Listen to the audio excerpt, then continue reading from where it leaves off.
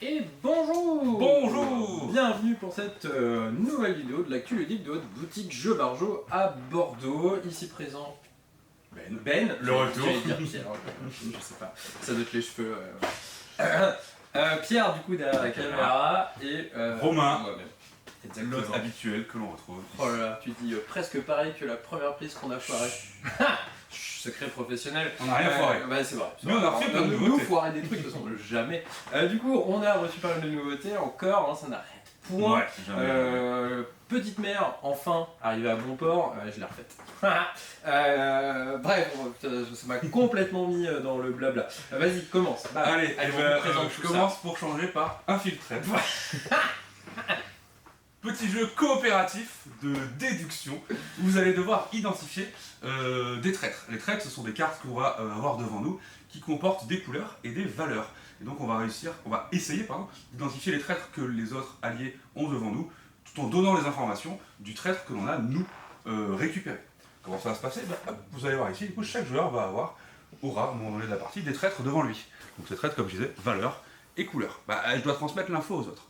Pour ce faire, j'aurai des cartes en main, je vais pouvoir les jouer devant moi, en disant mon traître il a un lien avec la carte que j'ai jouée. Donc à vous d'essayer de comprendre si c'est la couleur ou la valeur. Ou alors à l'inverse, la carte je pourrais l'incliner pour dire mon traître il a rien à voir avec ça. Ni la couleur, ni la valeur. C'est une mécanique de similo. Exactement. Coop, pour ceux qui connaissent. Et je pourrais aussi interroger les autres en donnant une carte de ma main à Romain et dire est-ce que ton traître il a un lien ou pas avec cette carte? Et Romain va dire oui ou non. Et du coup, au fur et à mesure qu'on a des indices devant les uns les autres, on commence à avoir une idée. Si l'idée est sûre, on va pouvoir prendre le pistolet et dire ok, je vais tuer ce traître, c'était un 3 vert. Et là Romain il va me dire oui ou non. S'il me dit non, tant pis, on a perdu une balle, on a un nombre de balles limité. C'est ce qui va définir si on perd ou non la partie, si on n'a plus de quoi éliminer tous les traîtres. Il y a un vrai flingue. Ce petit pistolet est quand même très stylé. Le matos est quand même cool. Le matos est très quali. Ouais, des petits porte-cartes. Ouais, il y a des petits porte-cartes en bois, enfin il y a vraiment tout qui est cool. Il y a un seul truc qui va pas. Les règles sont pas forcément... Vous prenez un briquet, vous le brûlez, mais Non, avant, mais si elles sont nulles. Avant, parce qu'ils le font quand même, vous avez un QR code pour les règles. Ouais, la vidéo est très cool. Donc, allez dans la vidéo, elle est très bien, mais autant les règles, perso, j'ai trouvé ça c'est pas les mieux impeccable. Mais bon, mais le jeu est très cool, ça marche aussi bien à 2 et à 5. Ouais, vraiment très sympa. Allez-y si vous aimez ce genre de jeu. À moi, un autre jeu coop, parce qu'en vrai on en a pas mal, donc on va faire la petite lignée. Ma petite mère, du coup, ma petite mère. Petit jeu coop de 1 à 4 joueurs, petit jeu de pose de tuiles. Si vous avez joué à Dwarf Romantique et que ça vous a plu, ce sera à votre cam, parce que c'est un peu dans le même genre, on est un peu plus posé et joli, je trouve personnellement. Très joli, c'est une moi histoire j'aime de goût. beaucoup. Après, si vous aimez les jeux un peu comme Acropolis, Carcassonne ou Ouais, avec des tuiles, vous allez construire des trucs, ça vous plaira aussi, donc c'est coopératif, vous êtes ensemble contre le jeu. Le but du jeu, c'est de faire un maximum de points en posant les tuiles ici de manière assez intelligente, parce que vous allez avoir pas mal de choses, vous allez avoir des petites îles avec des phares et des maisons, vous allez avoir des tuiles un peu océan avec des, je sais plus comment on appelle ça, des balises, des hélices, etc. Il va falloir complètement les entourer pour faire des points. À votre tour de jeu, c'est assez simple, vous avez 3 tuiles devant vous, vous pouvez jouer jusqu'à 3 tuiles. Bien entendu, des contraintes, pour poser une tuile, il faut que vous pouvez Que ça corresponde. la poser en la faisant correspondre au niveau des îles, etc. Un peu comme à Carcassonne, etc. Ça change pas. Et vous déplacez dessus ensuite. Donc il faut que l'océan se situe pour que votre petit bateau puisse y aller. Et si vous voulez jouer une tuile, vous pouvez en jouer jusqu'à 3 comme ça. A noter que vous avez 3 petits tokens et utilisables au tour de jeu pour déplacer votre bateau, pour avoir un peu plus de marge de manœuvre. Ouais, vous pouvez aussi échanger une tuile avec les autres joueurs, parce que c'est complètement permis, c'est un jeu coopératif pour essayer de bien se mettre là où on veut que ça aille. Et voilà, ça dure 20 minutes, 30 minutes, c'est de 1 à 4. Ouais, moi j'aime beaucoup, parce que c'est vraiment très sympa. Sans prise de tête, on fait notre petit truc, la DA est vraiment cool, ça nous vraiment ce côté bien dedans. Carcassonne coopératif. Assez chill et très sympa, ouais. Si vous aimez la coop et les placements de tuiles, je pense que c'est le bon jeu qu'il vous faut. Et puis attention, que 20 balles. Oui, et ça en vrai, c'est très accessible. Il y a pas mal de tuiles. Il y en a 64 avec des jetons, des bateaux en bois et tout, c'est solide. Très cool. Allez, moi je vous présente un petit jeu pas du tout coopératif cette fois-ci. Non. petit jeu méga jackpot. C'est un jeu de prise de risque un petit peu, de stop ou encore, on va décider qu'est-ce qu'on essaie de gagner ou non. On est au casino, donc on va essayer d'arriver à aligner 3 fois la même carte. Nous, ce qu'on voit sur les petites cartes au-dessus, c'est une info parmi deux. Bah, je sais que cette carte c'est soit ça, mais je suis pas sûr de ce que ça va être. J'ai le droit d'en retourner une ou deux, hop, et de les mettre du coup dans la lignée ici, en espérant accomplir un jackpot. Et si je choisis d'en retirer 2, c'est en même temps. Ouais, c'est les deux en simultané. Je peux pas dire j'en regarde une et on voit plus tard si je tente ou pas. C'est ça. Côté ambiance, tension. Ouais. À ce moment-là, si j'ai pas de jackpot, ben, je vais pouvoir tenter ma chance. Mais avant de tenter ma chance, ça me coûte un peu d'argent. Au début, on commence tous avec un peu d'argent, ben, je vais pouvoir la dépenser pour tenter d'en retourner une de plus. Si jamais j'ai envie de continuer, ben, je dois dépenser toujours plus d'argent. Et là, on va voir si on prend le risque ou non. Sinon, on peut laisser la main à l'adversaire.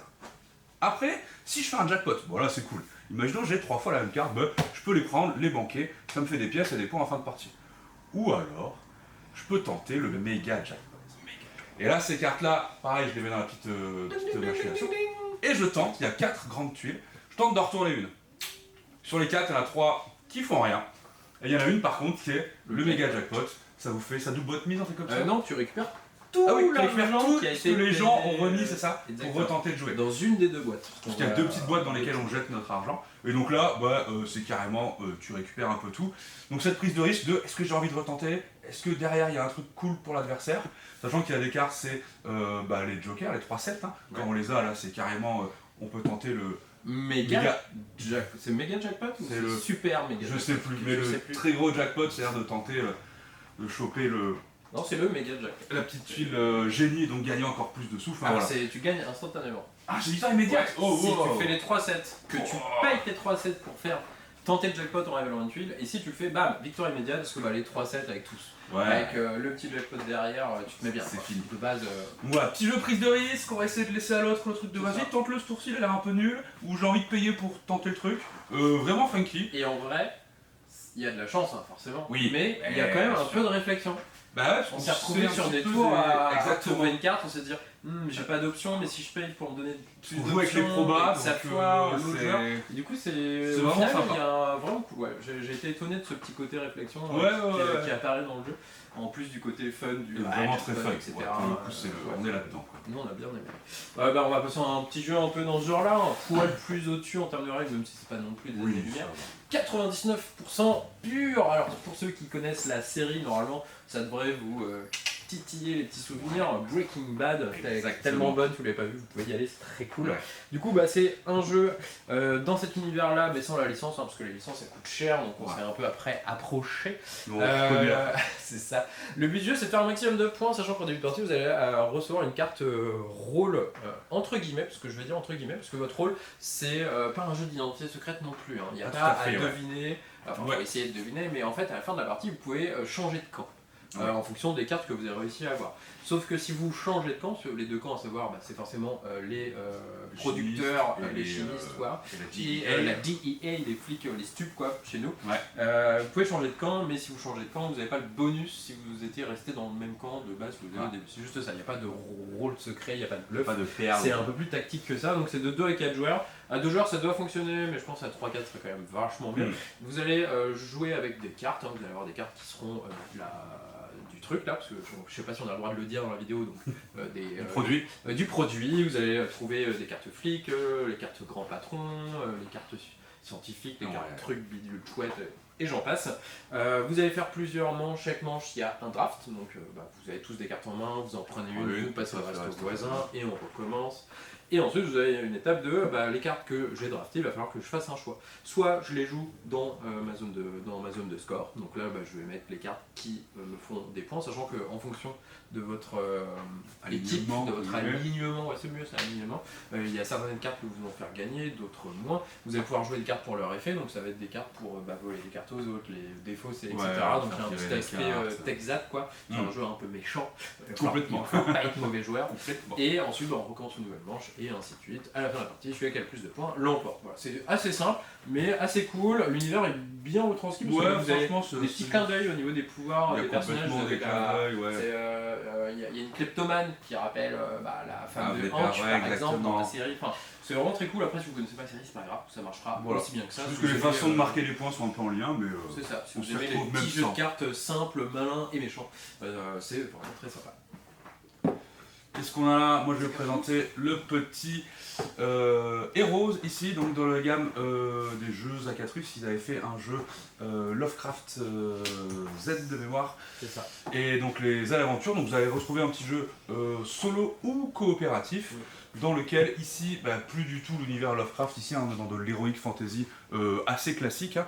Mais voilà, jeu avec plein de petits scénarios, vous allez vivre une aventure, vous allez faire des choix, vous aurez des choses qui ne seront pas forcément visibles de votre première partie, donc vous avez des plateaux à refaire, à revisiter.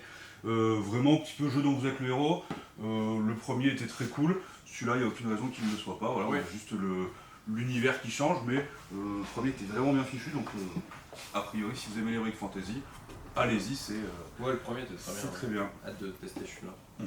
Bon, on va passer à un autre qui est un peu dans le même genre du coup, hein. Monstervania, du coup de 1 à 2 joueurs aussi, coopératif, jeu d'aventure, mais celui-ci sera un peu plus pour les enfants entre guillemets. Donc c'est à partir de 8 ans, donc un enfant de 8 ans peut y jouer tout seul, ou si vous voulez accompagner votre enfant pour jouer, parce que c'est vraiment prévu jusqu'à 2 joueurs, vous pouvez jouer avec lui ensemble contre le jeu, et là vous pouvez faire jouer un enfant de 6-7 ans on va dire, parce que les parties sont pas si longues, c'est un quart d'heure par joueur, donc on va dire 20 minutes, une demi-heure si vous êtes deux. Du coup ça, il n'y a pas trop de problème, c'est assez simple en soi, mais assez cool parce que c'est pas trop cher, parce que c'est 35 €, et vous avez un matos dans la boîte assez dingo. Vous avez 2 grands bouquins comme ça là, avec plein de pages qui vont faire les niveaux, donc chaque double page ça vous fait un niveau, sachant que certains niveaux vont sur une seule page, d'autres 2, comme vous pouvez le voir. Ces niveaux, c'est un peu comme un jeu de plateforme sur ordinateur en 2D, donc en plus ça fera un petit parallèle avec les jeux vidéo si vos enfants jouent un peu déjà. Vous allez avoir pas mal de petites cases où vous allez pouvoir déplacer votre personnage, et il va falloir faire attention à l'aspect 2D où faut pas que je tombe, faut que j'ai tel équipement, il y a un monstre, un coffre ici, ce serait bien que j'y aille, toi qu'est-ce que tu fais, etc. Vous avez tout ce petit truc là, c'est vraiment très cool. En soi on avait testé à Cannes vite fait, parce que on pouvait pas tout tester, on avait fait quelques tours, on avait trouvé ça très bien, et vraiment le matériel, la DA et tout, c'est vraiment très cool, ça vous invite vraiment dans l'univers. Puis c'est une proposition qui se fait pas trop, parce qu'il y a Carac dans le même domaine un peu, mais qui est pas coopératif, et là c'est vraiment un jeu d'aventure coopératif. Quand on est avec les enfants, c'est très cool, vraiment très sympa. Avec le 10 là, vous avez 68 niveaux, donc il y a quand même de quoi faire, quoi. Ça va. Et en dernier, vous avez un petit supplément pour D&D, donc la gloire des géants. Donc petit livre qui va principalement vous présenter, je crois qu'il y a une sous-classe et pas mal d'historique sur tous les géants et toute leur histoire dans l'univers de D&D. Il parle de moi, quoi. Donc, quoi? Donc voilà, si vous cherchez un peu plus de contenu pour votre D&D, voilà, le nouveau bouquin qui est dispo pour tous ceux qui sont en campagne et qui veulent se changer un peu les idées. Yes, on est bon alors là. Voilà, on a fait le tour, Haute info, semaine prochaine on sera restock en Lorcana chapitre 4. Quel jour facilement je sais pas, mais il y en aura assez, donc il n'y a pas besoin de se précipiter, mais on en aura de nouveaux. On ouvre bientôt, c'est-à-dire la semaine prochaine, les précommandes pour le chapitre 5.